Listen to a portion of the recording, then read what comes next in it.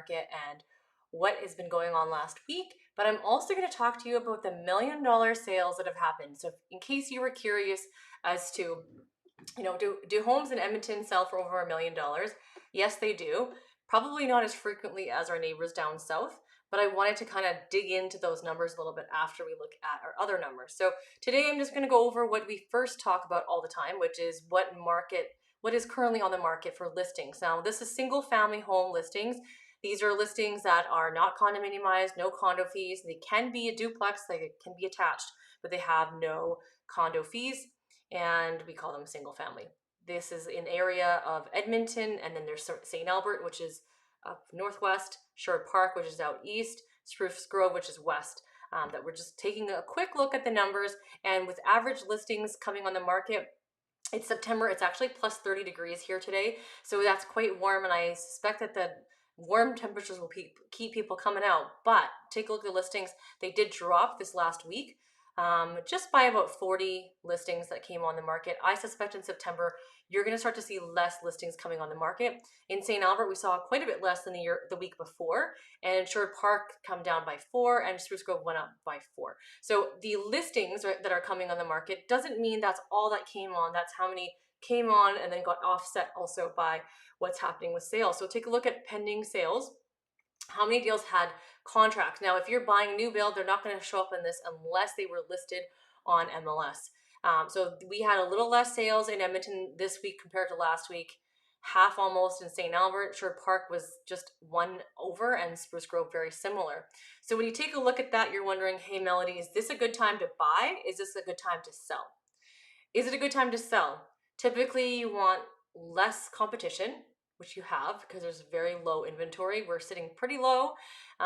Average, when we had a buyer or a balanced market, we used to sit in around 3,800, 4,000 was average, and we're sitting at in the 2,000s. So half that. So selling market, in theory, yes, you need to have low inventory, but you also need to have high demand, which is a lot of sales. And our sales are starting to drop. So if you think about it that way, it's starting to balance in a way. But if you were a buyer looking for a home, you're saying, Melody, I can't even find what I'm looking for. Yeah, because your options are not as plentiful as they had been 5 years ago. I'm not sure it's ever going to get back to that kind of inventory level. So then you as a buyer need to understand, how do I find that house? Do I need to make some compromises? As a first-time home buyer, do I just need to buy that entry-level home and realize this is the home and my dream home is going to be 5, 10 years away, and be okay with that? Enter the market now. Don't keep waiting, because if you keep waiting, think about if you waited 5 years ago, how much money you could have made in equity in that last 5 years. So I wanted to show you what $1 million homes look like, because I know a lot of people watch this channel that are from BC and from Ontario, and $1 million doesn't get you a whole lot out there. You come over here and you're like, wow, I can get a great home for 600,000, 700,000, even 500,000. But what's the $1 million home like? Now, first of all, I want to say a disclosure. When you're looking at buying a $1 million home in Edmonton, people are usually staying in this city for a while. Now, they might have already moved up. Maybe you're like selling a house and moving up to the $1 million market, or you are planning to stay in Edmonton for quite some time. There's different areas that will keep their equity and other areas that won't. The average price in Edmonton is just over 500,000. So if you're looking for the bulk of sales where lots of people go, it's in that 5 to 600 range. That's the safe price point to be if you're looking to, you're not so sure if you're going to stay in Edmonton, or you don't know if you'll be here for longer than 5 years. That number, getting an average home with more buyers, is a much better option than going higher.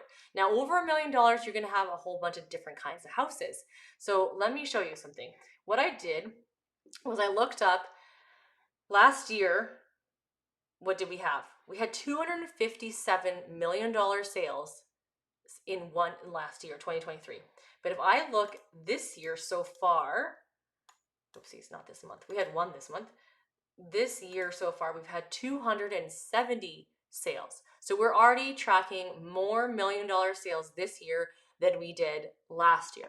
So if you live in a higher end home, this is good news for you. Your equity is staying not even stable, but hopefully it's actually going up. Now, depends on the area that you have your home in. Now, I'm going to bring up this 270 thousand, sorry, 270 list, and you're going to see the different communities that they're located in. They're all over the place. And I just put Edmonton. I didn't do surrounding areas, and you can see the low price of $1 million all the way up to $4.2 million. Average price of 1.4, and the average days on market was 57. Now the quickest sale was something that sold in 0 days. So that's really unheard of usually. And sometimes what you'll see in these higher end properties is it was probably listed before, had an offer before, but then they decided the dates were longer than their contract, so they put it back on. That could have been one of the reasons. But for those of you curious, let's just click on community to just sort out like where were the majority of these $1 million sales. So you had a few here in Bonnie Doon and Allard. There's a bunch in Cameron Heights. Cameron Heights is a newer area, but also kind of has some older ones. If you take a look at this one here, you can see this is the more traditional layout. Now this one doesn't even have a triple car garage.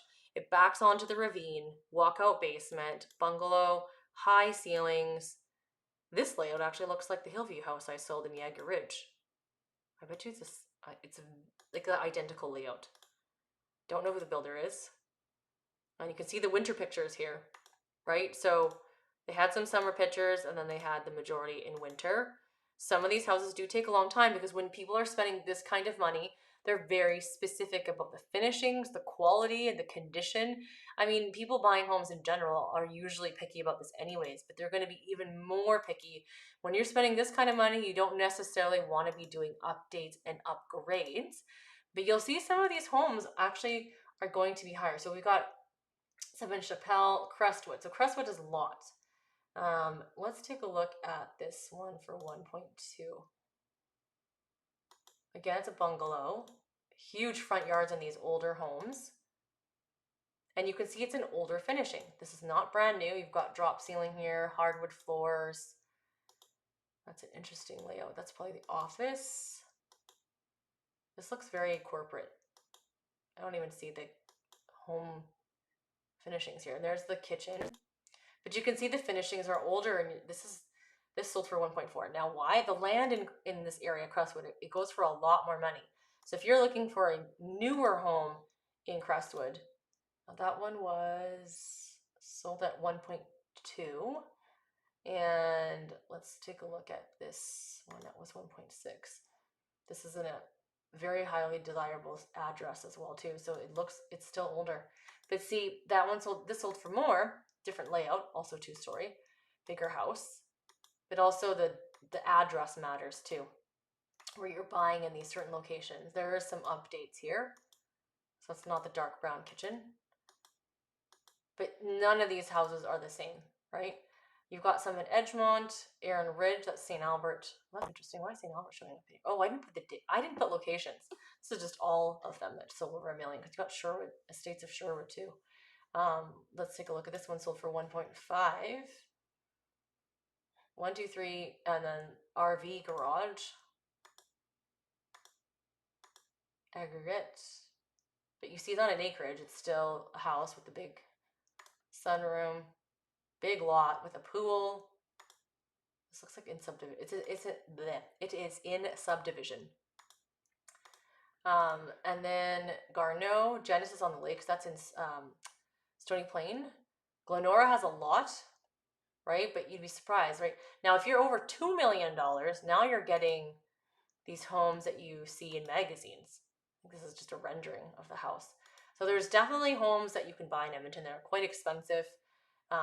This one was $1 million in Grandview Heights, a really great neighborhood. Look how vintage this one is. This is a mid-century modern, and I bet you it's a house that someone bought for the lot. You see how wide that lot is? And if you were to renovate this home, it's going to be worth more because this lot alone, in theory, sold for $1 million. We don't even see interior photos. I wonder if there are any interior photos. That's the farmland there, by the way. Yeah, there's no interior shots. So that's interesting.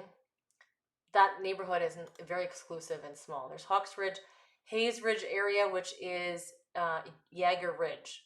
That is what they call Hayes Ridge area. It's kind of annoying, MLS, and there's a lot over $1 million that sold there, including one that sold for over $2 million. But you see the average is $1 million. And then you've got Holyrood, Inglewood, only two. Jensen Lakes is in St. Albert, quite a few in Jensen. Keswick, King Edward Park. King Edward Park is one of the older areas, right? So this is insane. $1.25 million for this. This definitely is being sold for lot value, okay? Because the house is not worth $1 million. But this is because it's the land and where you are. Laurier Heights is another really desired area as well. And you'll see the houses over $1 million. You'll see these ones. And even if you spend over $1 million, a lot of times people are hoping for more. The big picture's not working here. Oh, there we go. And this is in Laurier Heights. The lots are wider. There's not usually skinny. So this is wider than, it looks kind of like a skinny, but it's not. It's a full width length house here, because a skinny would be even more narrow. It would not even be able to have this wide room. And then you've got McTaggart, McGrath Heights. That's another really popular area in southwest Edmonton, close to the creek. McKernan is close to the U of A. All-the-Skew is in west Edmonton. Parkview, again, is central west. There's quite a view in Parkview. And that's old and new. So you've got, this one is on a really expensive road. So you'll see it's a little bit more dated, right? But that one sold for 1.90, and then you can go up to 1.7 and get like a newer home. These also look like fake pictures, so probably these are renderings. So if you're looking for move-in ready in the more established, mature areas, that's what you're going to find, right? That's why a lot of people move to the suburbs, because they don't want to spend over $1 million or $1.7 million.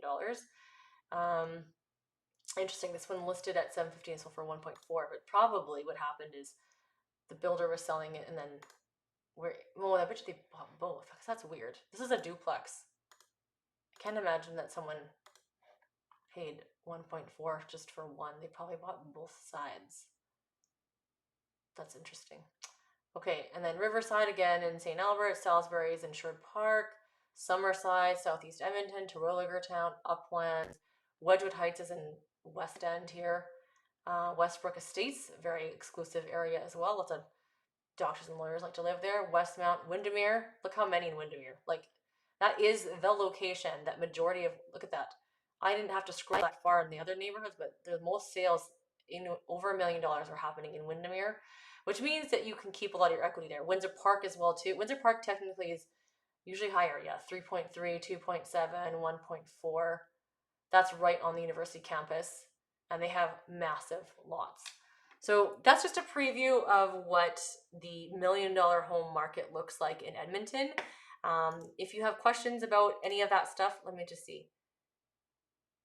Do I have time that I said lives? Unfortunately, I just do the lives when I'm able to. My life is extremely busy, so I just pop on when I'm able to on a Tuesday. But if you want to put comments, I will look at them and be able to get back to you. I try to do the morning time. Maybe next week my schedule will go back to kind of normal, but summer, I'm sure, as like most of you, it's been kind of crazy. So typically it'll be 9 to 10 a.m. Mountain Standard Time that I would come on Tuesdays, but that's my attempt. So that's why I don't advertise what time I'm on.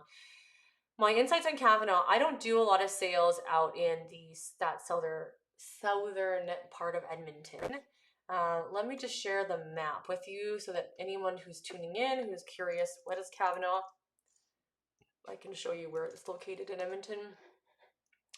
And it also depends on, are you looking to buy resale? Are you looking to buy brand new build? Kavanaugh is right here. So this is that area where it backs onto the Highway 2 to the airport. I've never understood the amount of houses here that are quite expensive that you have traffic, like highway noise. It's actually quite small when I look at the map here, and it's been there for a while. And my opinion is I wouldn't go with this area. I'd have to find out from you what your intent is. Do you have a property that you have to sell here, or are you looking to buy in this neighborhood? If you're looking to buy in this neighborhood, I would suggest highly to look up in this older area. Blackman Creek now will be more expensive. Kavanaugh, Allard, and Callahan have more similar price ranges.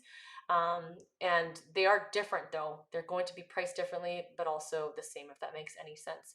If you are watching live still, you can go ahead and comment kind of what your intent is on that area. But I'd be happy to talk to you guys about more of your questions. Today I just wanted to show, oh, there's no new builds, just considering different communities at the moment. Yeah, I think it's important when you are considering new communities to take a look at what your needs are, where you're situated, and get the advice of a professional realtor. We like to sit down and understand all your needs and give you our suggestions. When you go in with your, anyone has access to Google, so you can go and look at whatever communities you want. You can look up the Edmonton crime map. You can look at that. You can look at schools. There are lots of things you can look at, but you need some guidance in terms of, how do I know which one's the right one for my family? How do I know, based on my lifestyle, based on what we're looking for, is this going to fit my needs? Every community in Edmonton is different, and it also depends on what price point you're willing to spend. It also depends on what kind of house you're looking for. If you're looking for an old bungalow, then that's not the right area because you won't find old bungalows, right? So there's different things and variables that realtors will sit down and talk to you through so that they can understand where you're looking for, because finding a neighborhood in Edmonton or surrounding areas is no small feat. Location, location, location is the most important thing when you're investing in real estate. When you're spending this kind of money, you want to make sure you're looking at the right locations. And that is the biggest mistake I see people do, is because they have access to the internet and they can look all the way they want and they want to spend in this price range, they just look at all the communities. But not every community is built the same, and you won't be able to tell just by Googling or YouTubing or whatever. You need to find out some more things, because could it be possible that you're not even knowing what questions to ask? Right? Could it be possible that you're not quite sure what to look for in a neighborhood, and might be important to actually understand, what should I look for a neighborhood in Edmonton, if it actually makes sense? I have to jump off. I wasn't on very long today, but come back next Tuesday. I'll try to come on in the morning.